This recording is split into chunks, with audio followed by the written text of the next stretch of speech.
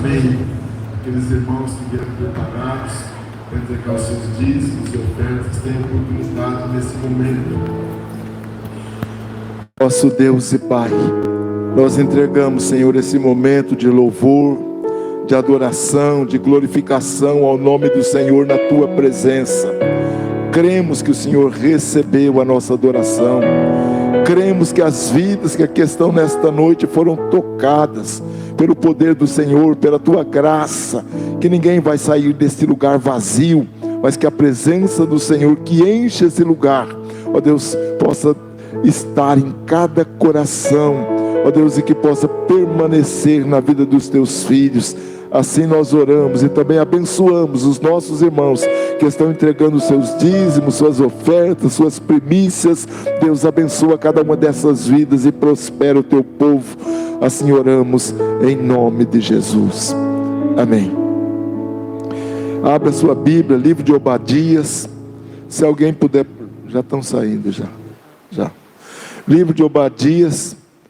Então, se puderem projetar o texto aqui no quadro, é bom. Livro de Obadias, capítulo 1, a partir do versículo 3. Livro de Obadias, capítulo 1, a partir do versículo 3.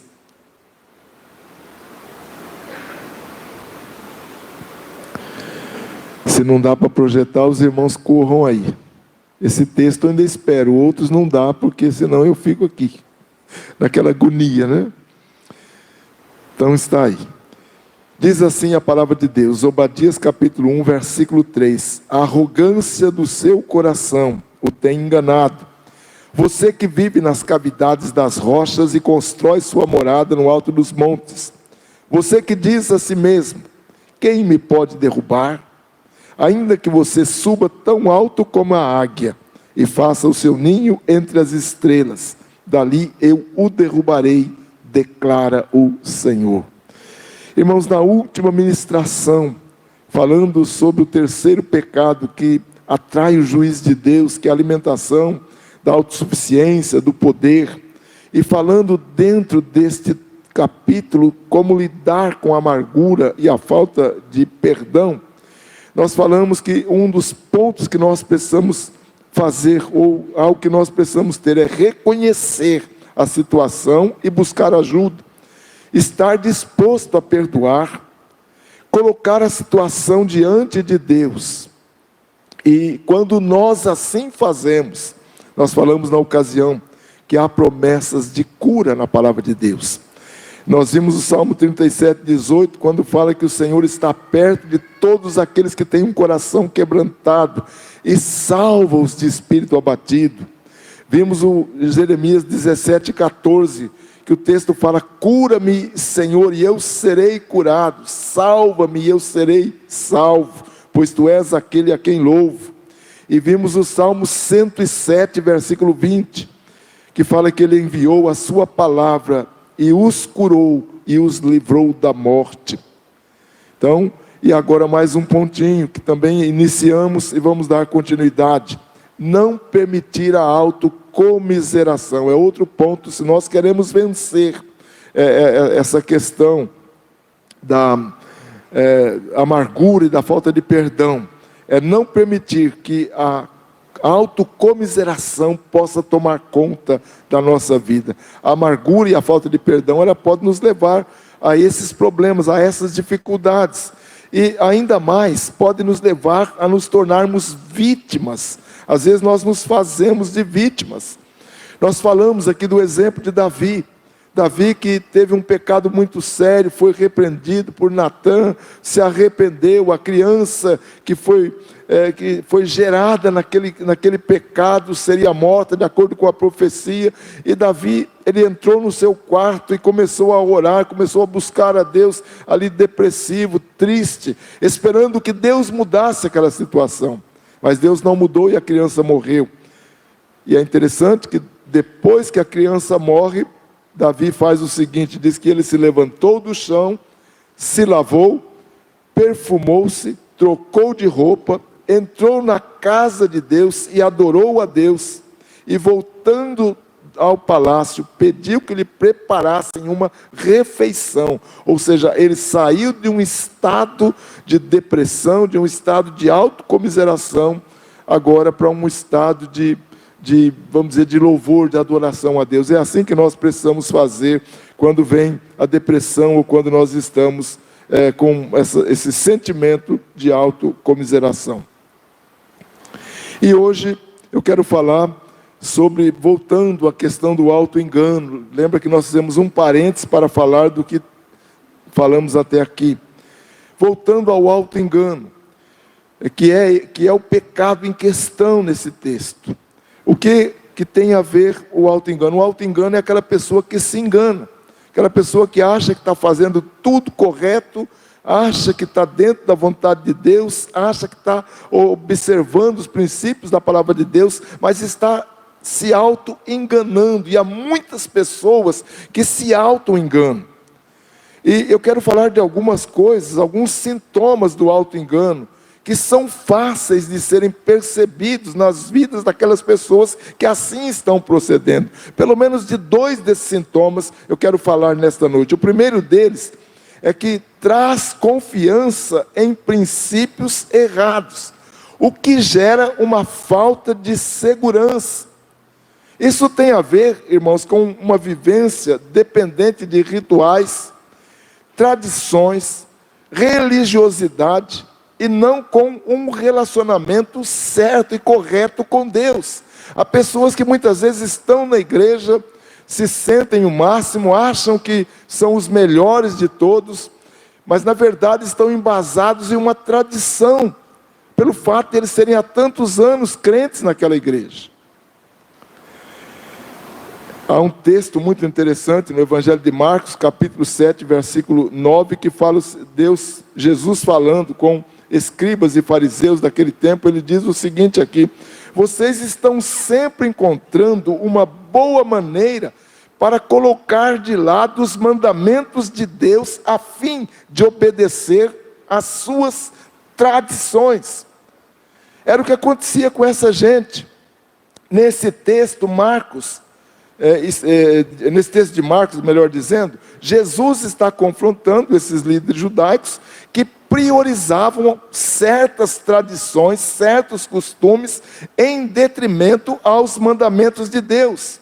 E ele especificou aqui quais eram esses argumentos, falando de uma lei que era chamada lei de Corbã, mostrando que como esses líderes, eles se utilizavam de uma forma errada dessa lei, sob o pretexto de ofertas a Deus, para não cumprirem o mandamento de cuidar de pai e mãe. O que era essa lei? A lei obrigava os filhos a cuidarem dos pais e das mães. Mas havia nessa lei de Corbã um tipo de uma abertura. Se você não quisesse cuidar do seu pai e da sua mãe, através dessa lei você podia dar uma oferta para Deus, uma oferta compatível com o cuidado do pai e da mãe. E você poderia deixar de cuidar do pai e da mãe. Que tradição terrível era essa? Muitas vezes nós fazemos isso, nós achamos que as nossas tradições, elas têm que substituir, ou no mínimo achamos que elas substituem a palavra de Deus. E Jesus aqui fala de uma maneira clara: vocês estão embasados em tradições, mas vocês estão longe da palavra de Deus, vocês estão longe de Deus. Tais indivíduos eram habilidosos em encontrar justificativas e maneiras para contornar os princípios da palavra de Deus, para viverem seus próprios pensamentos, suas próprias tradições.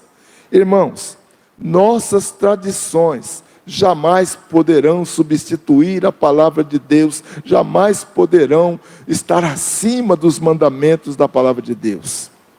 Quando nós fazemos assim, a nossa vida cristã vai se tornar vazia, vai se tornar oca, vai se tornar sem Deus. Nós precisamos viver intensamente a palavra de Deus, para que possamos nos tornar sensíveis diante de Deus e quebrantados na sua presença, para desta maneira recebermos a sua aprovação, ou a aprovação de Deus. Há um texto interessante em Isaías capítulo 57, versículo 15, que diz assim, Deus falando: habito no alto e lugar santo, mas habito também com o contrito e abatido de espírito, para vivificar o espírito dos abatidos e para vivificar o coração dos contritos. Ou seja, Deus se relaciona de uma maneira muito mais perfeita com aquelas pessoas que realmente se colocam na presença dele, com o espírito abatido, com a alma disposta a receber a sua palavra, com um quebrantamento. Quantas vezes a falta de quebrantamento, a falta de estar na presença de Deus, de observar a sua palavra, nos tem levado para uma vida sem sentido, uma vida sem Deus. Segundo ponto que eu quero colocar para você nessa noite: não produz frutos para o reino de Deus. É outra coisa. Essa pessoa que está embasada na sua autossuficiência, ela não é produtiva no reino. Tais indivíduos confessam seguir a Cristo, mas as suas vidas não demonstram qualquer mudança, qualquer transformação. Jesus fala algo interessante em Mateus capítulo 7, versículo 16. Ele fala assim: cuidado com os falsos profetas. Eles vêm a vocês vestidos de peles de ovelha, mas por dentro são lobos devoradores. Vocês o reconhecerão, ou os reconhecerão por seus frutos. Pode alguém colher uvas de um espinheiro, ou figos de ervas daninhas? Jesus está chamando a atenção dos seus discípulos, querendo mostrar um princípio importante aqui. E essas figuras que ele coloca, a figura do lobo vestido de ovelha, a comparação entre espinheiros, figos ou ervas daninhas, conforme ele descreve no texto, expressam muito bem a hipocrisia e a falsa religião de certos elementos ou de certos indivíduos. Só há uma maneira, irmãos, de diferenciarmos o verdadeiro do falso, ou aquele que produz bom fruto ou mau fruto: é observando a natureza dos frutos. É isso que Jesus fala aqui. A ovelha, vamos especificar um pouco mais aqui. A ovelha, pelas suas próprias características, é mansa e inocente, enquanto que o lobo é mau e predador. O espinheiro não produz uvas. As ervas daninhas não produzem figos. Assim é aquele que é mau e que não gera coisas boas. É interessante, no versículo 34 do capítulo 12, desse mesmo evangelho de Mateus, Jesus fala assim: como podem vocês que são maus dizer coisas boas? Porque a boca fala do que está cheio o coração.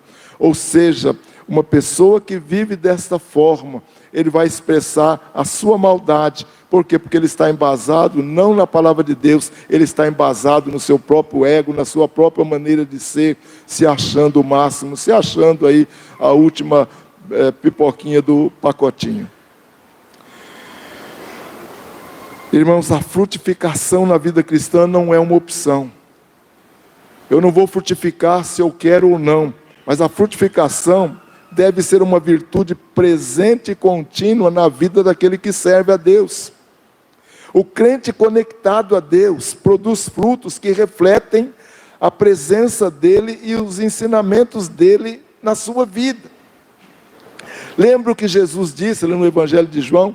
Eu sou a videira verdadeira, vocês são os ramos.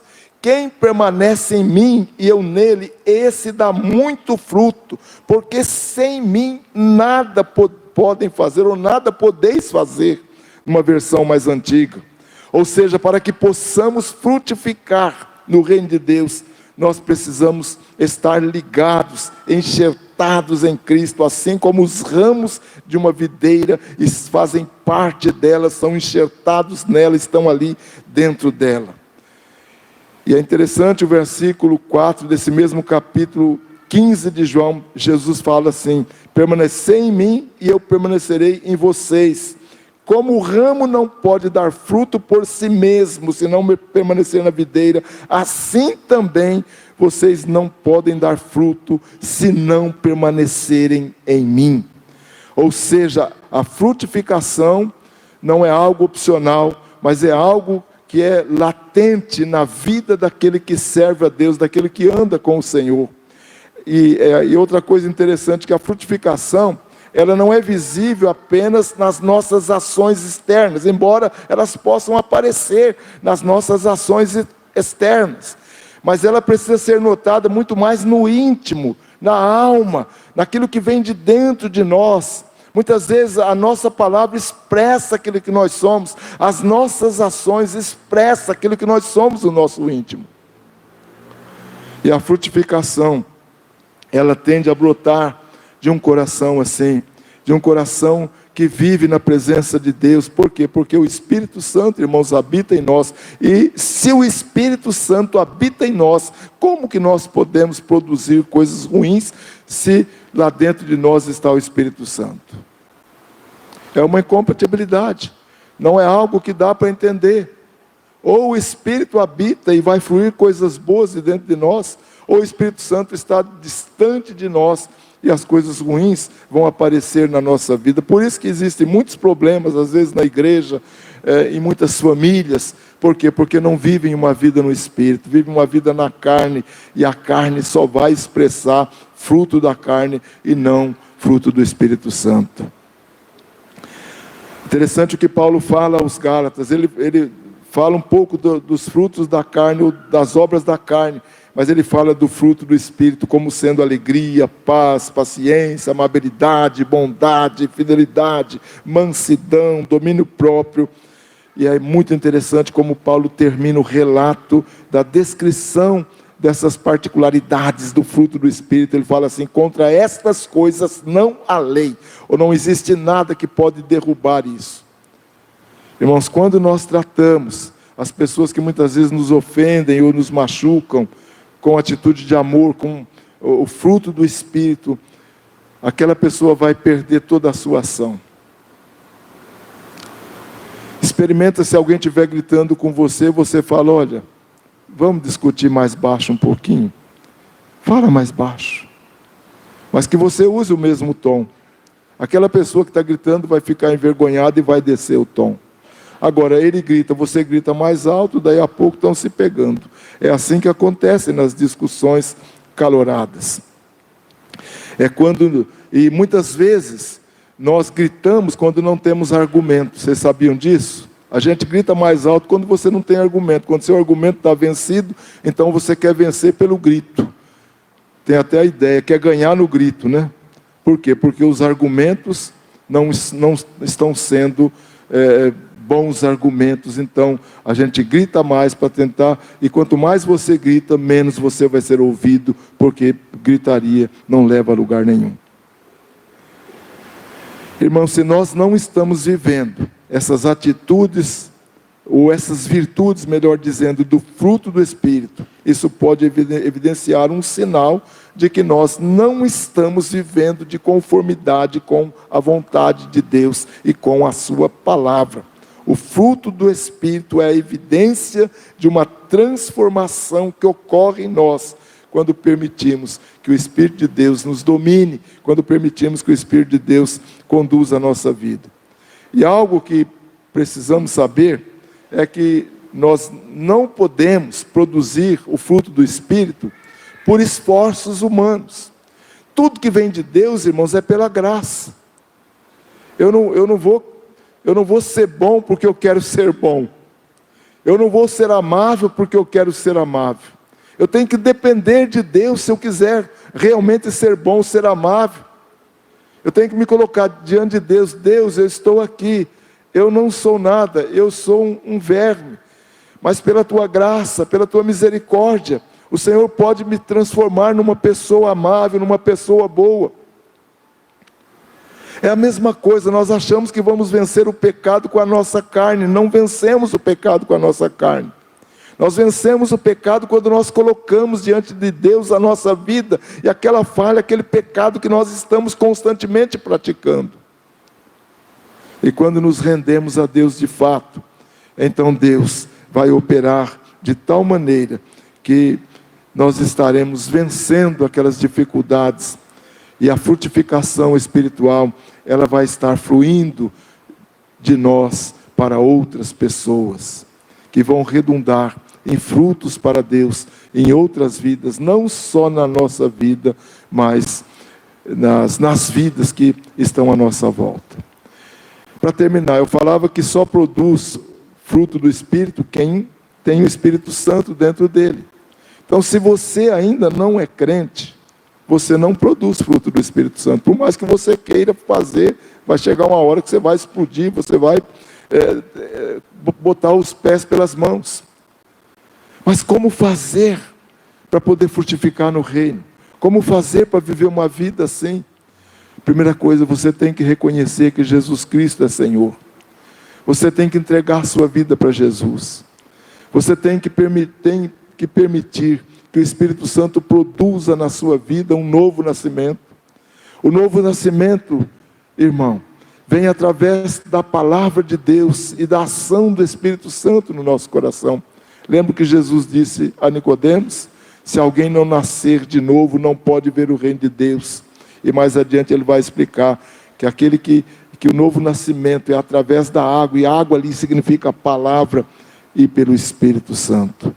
Então, se você deseja frutificar no reino, se você deseja ser de fato um filho de Deus, em primeiro lugar, você precisa passar pelo novo nascimento, pela transformação que vem através da palavra e do Espírito.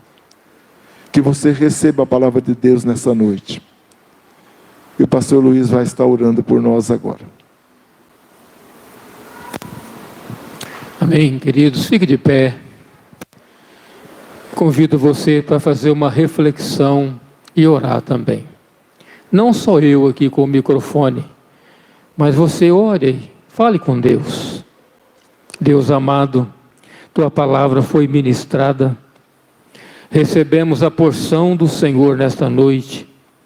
A tua palavra não volta vazia.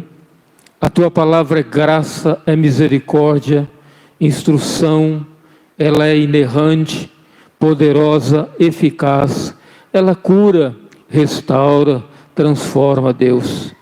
Tudo quanto ouvimos nessa noite, Deus, da tua palavra, que guardemos o nosso coração, que possamos praticá-la todos os dias da nossa vida, e que através de nós o teu nome seja glorificado, exaltado, Deus. Vivemos dias difíceis, o mundo está contaminado, cheio de pecado, corrupção, e a igreja do Senhor Jesus Cristo tem que fazer diferença. Ó Deus amado, a porção que recebemos nessa noite, que ela fique no nosso coração, ó Deus. É muito bom ouvir a sua palavra, mas melhor é praticá-la, e que possamos colocar em prática aquilo que nós ouvimos nessa noite, e que possamos a cada dia crescer na graça, no conhecimento, na santidade, no temor, na fé, na obediência, e que através de nós, a nossa conduta, palavras, pensamentos, atitudes, o teu nome seja glorificado e exaltado. Nos abençoe, Pai, no nome de Jesus. Amém. O Senhor te abençoe e te guarde. O Senhor faça resplandecer o rosto sobre ti e tenha misericórdia de ti. O Senhor sobre ti levante o rosto e te dê a paz. Amém.